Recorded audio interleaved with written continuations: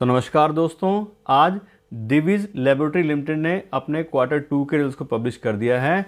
और अब इस वीडियो में देखें तो कंपनी ने दोनों ही चीज़ों में गिरावट दिखाई है। कंपनी का रिवेन्यू और प्रॉफिट दोनों ही कम हुए हैं, क्वार्टर बेस पे भी और ईयर ऑन ईयर बेसिस भी इस क्वार्टर के अंदर।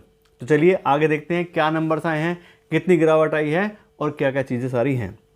और अब कंपनी का डेटा चेक करते हैं। तो सबसे पहले देखते हैं कंपनी का रिवेन्यू। और इस क्वार्टर में कंपनी का रेवेन्यू आए हैं 1855 करोड़ रुपये, जबकि पिछले क्वार्टर में 2255 करोड़ थे। और पिछले साल के सितंबर 2021 के क्वार्टर में कंपनी के रेवेन्यू 1988 करोड़ रुपये थे। यहाँ पर देखें तो क्वार्टर बेस पे कंपनी के रेवेन्यूज़ में 18% गिरावट आई है और ईयर ऑन ईयर बेस पे 7% कम हुए हैं। तो दोनों ही पैरामीटर पे यहाँ पे देखेंगे तो दोनों ही पैरामीटर गिरावट आई है, यानी कि कंपनी के रेवेन्यू क्वार्टर बेस पे भी कम हुए हैं और ईयर ऑन ईयर बेसिस पे भी कम हुए हैं। और ऐसे ही हाल सारे ही पैरामीटर का आप देखोगे, सारे ही लगभग यहाँ पे रेड मार्क्स में आ रहे हैं। इसके बाद बात करें कंपनी के ऑपरेटिंग प्रॉफिट की, तो इस क्वार्टर में कंपनी का ऑपरेटिंग प्रॉफिट आया है 621 करोड़ रुपए का, जबकि पिछले क्वार्टर में 847 करोड़ था।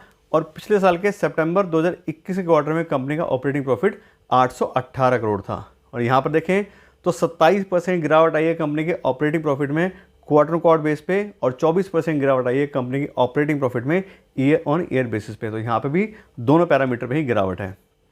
और इसका जो मेन रीज़न है वो है ऑपरेटिंग प्रॉफिट मार्जिन कम होना। और इस क्वार्टर में पिछले दोनों क्वार्टर के मुकाबले सबसे कम कंपनी के ऑपरेटिंग प्रॉफिट मार्जिन आ रहे हैं। इस क्वार्टर में कंपनी के ऑपरेटिंग प्रॉफिट मार्जिन है 33% के, जबकि पिछले क्वार्टर में 38% थे।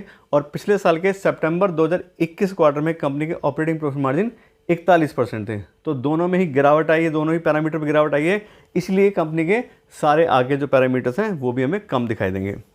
इसके बाद बात करें कंपनी के नेट प्रॉफिट की, तो इस क्वार्टर में कंपनी का नेट प्रॉफिट आया 494 करोड़ रुपए का, जबकि पिछले क्वार्टर में 702 करोड़ था। और पिछले साल के सितंबर 2021 के क्वार्टर में कंपनी का नेट प्रॉफिट 606 करोड़ था।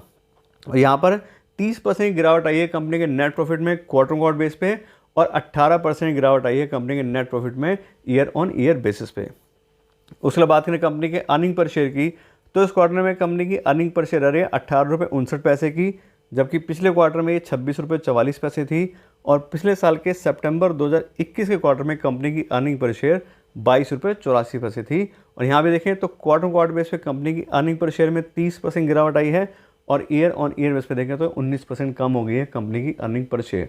तो जैसे हमने शुरू में बात की थी, कंपनी का जो क्वार्टर है पिछले क्वार्टर में इसमें रेवेन्यू भी कम है और साथ साथ कंपनी का नेट प्रॉफिट भी कम हुआ है। और अब हम बात करते हैं कंपनी के अभी के शेयर प्राइस की और साथ साथ कंपनी की वैल्यूएशन की। तो आज की डेट का कंपनी का जो शेयर प्राइस है वो आ रहा है 3,414 रुपये और कंपनी का जो प्राइस बाय अर्निंग रेशियो वो चल रहा है 30 का। उसके साथ साथ प्राइस बाय अर्निंग रेशियो हमारा वैल्यूएशन का रेशियो होता है। साथ साथ कंपनी को डिस्काउंटेड कैश फ्लो एनालिसिस पे भी जो है वो जज किया है कि कंपनी कितना फ्री कैश फ्लो जनरेट कर पाती है, उसके हिसाब से कंपनी कितनी वैल्यू बनती है। तो उस हिसाब से भी कंपनी हाईली ओवर वैल्यूड है। और 30 की पीवाई के हिसाब से देखें तो उसके हिसाब से कंपनी हाईली ओवर वैल्यूड है। और अब हम बात करते हैं अपने इन्वेस्टमेंट डिसीजन की, कि हमने अगर ऑलरेडी इस कंपनी में इन्वेस्ट किया है तो रिजल्ट देख के हमें क्या करना चाहिए, और अगर हम इन्वेस्टमेंट करना चाह रहे हैं तो हमें इसके बारे में क्या करना चाहिए। तो देखिए, वैसे तो सीधी सी बात है कि एक क्वार्टर खराब होने से ऐसा नहीं है कि कंपनी बेकार हो गई है, क्योंकि कंपनी बहुत अच्छी है, कंपनी के ब्रांड अच्छे हैं और साथ साथ कंपनी जो है यूरोप में और अमेरिका के मार्केट में काफ़ी अच्छी अपनी पकड़ रखती है। लेकिन जैसा आप देख रहे हो कि इसमें रिसेशन की बात हो रही है, तो खास करके जितनी फार्मा कंपनी है इनका देखोगे तो 50-60 बल्कि कई कंपनी का तो 80% का रेवेन्यू जो है वो यूएस की मार्केट से आता है। और अगर वहाँ पे शॉर्टफॉल होगा, वहाँ पे डाउन मार्केट होगी, तो इनके शेयर्स पे, इनकी सेल्स पे, सब चीज़ों में फ़र्क पड़ेगा। तो मे बी ये उस वजह से भी ये क्वार्टर ख़राब हो सकता है कंपनी का। तो इसलिए हमें अब कंपनी को वॉच करना है कि ठीक है ये क्वार्टर तो ऐसा हो गया, अगले क्वार्टर में क्या हो रहा है और आगे कंपनी का क्या प्लान्स है, उसके हिसाब से फिर डिसाइड करना चाहिए कि क्या हमें रीबैलेंसिंग करनी है, मतलब थोड़ा शेयर बेच के पैसा निकाल लेना है, किसी और कंपनी में इन्वेस्ट करना है या नहीं। दूसरी बात रही नया पैसा इन्वेस्ट करने की, तो आप देख ही रहे हो रिजल्ट भी ख़राब आए हैं और साथ साथ कंपनी ओवर वैल्यूड भी है।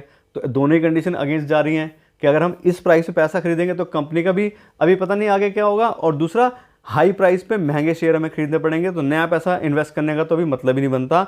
उसके लिए तो हमें अभी और टाइम वेट करना चाहिए।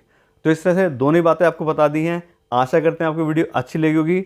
अगर आपको वीडियो अच्छी लगी हो तो उसको लाइक और शेयर ज़रूर कीजिएगा और साथ साथ मेरे चैनल को भी सब्सक्राइब कर लीजिएगा। Thank you so much.